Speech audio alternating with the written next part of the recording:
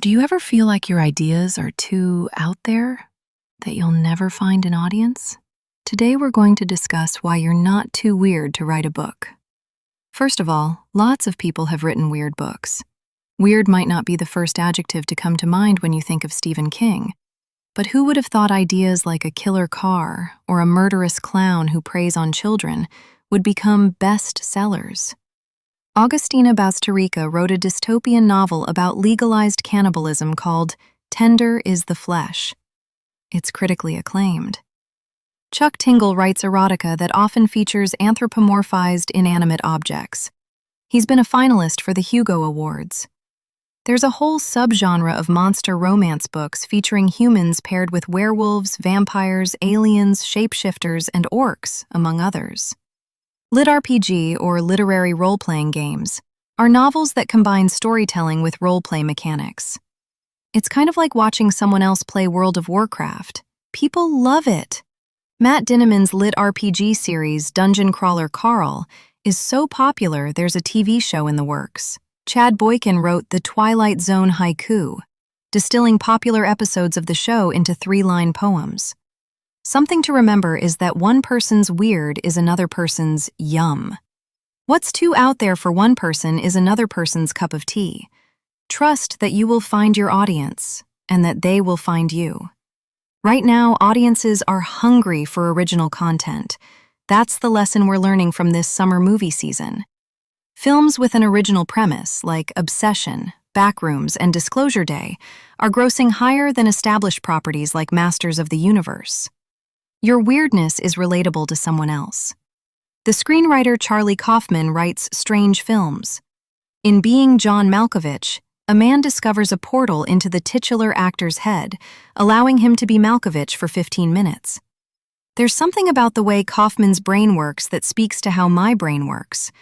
His directorial debut, Synecdoche, New York, feels like one of my fever dreams. An episode of National Public Radio's show, This American Life, featured Michael Bernard Loggins.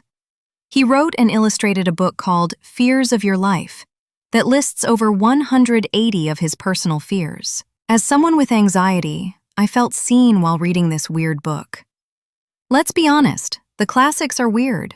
Literature has always been weird. Shakespeare made up words. Samuel Taylor Coleridge wrote a very long poem about the killing of an albatross. Lewis Carroll's Alice in Wonderland is totally bonkers. Popular genre writers like Kurt Vonnegut and H.P. Lovecraft have written very bizarre books, and these are all authors who are part of the literary canon. There's a quiet assumption baked into a lot of advice given to writers, especially writers of children's and YA fiction. Keep it relatable. Keep it safe. Don't make the reader uncomfortable. Resolve things. Give the kids a lesson.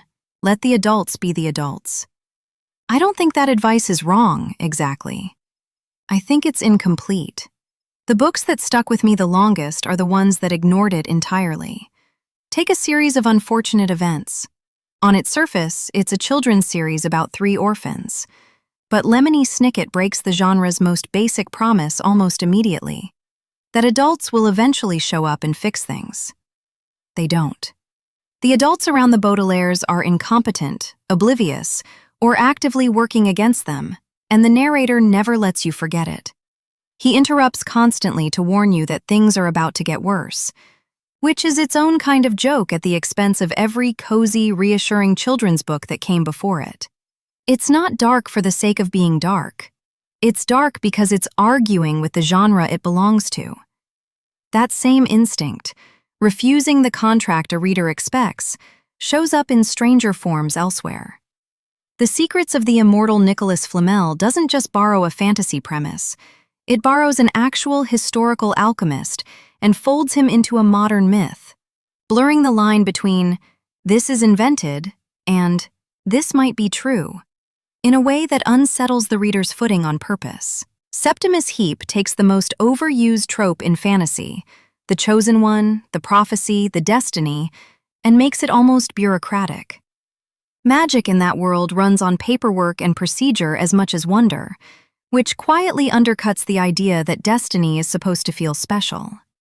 And the Spiderwick Chronicles does something rebellious for a kids' series. It refuses to sanitize its fairies. They're not cute. They lie, they maim, and they don't operate on human morality. This is closer to the old folklore than anything Disney ever allowed on screen.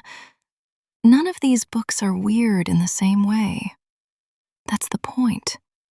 Weird isn't one flavor. It's any refusal to do what the reader was trained to expect. Sometimes that means breaking the promise that adults save children. Sometimes it means blurring fiction and history. Sometimes it means making magic mundane, or making monsters actually monstrous again. Why this matters if you're the one writing? If you're sitting on an idea right now that feels too much, too dark, too strange, too far outside what you think a normal book is supposed to do, I'd ask you to consider where that feeling is actually coming from. It's probably not coming from the story itself. It's an inherited sense of what's allowed, built up from years of being told implicitly that good writing smooths its edges before anyone else gets to read it. But every example above proves the opposite. None of these books succeeded by sanding themselves down. They succeeded by trusting their strangeness completely, by letting the bureaucratic magic stay bureaucratic, the cruel fairies stay cruel, the absent adults stay absent.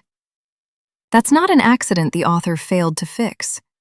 That's the architecture of the book working exactly as intended. If you're a writer, this should change how you treat your own extra ideas.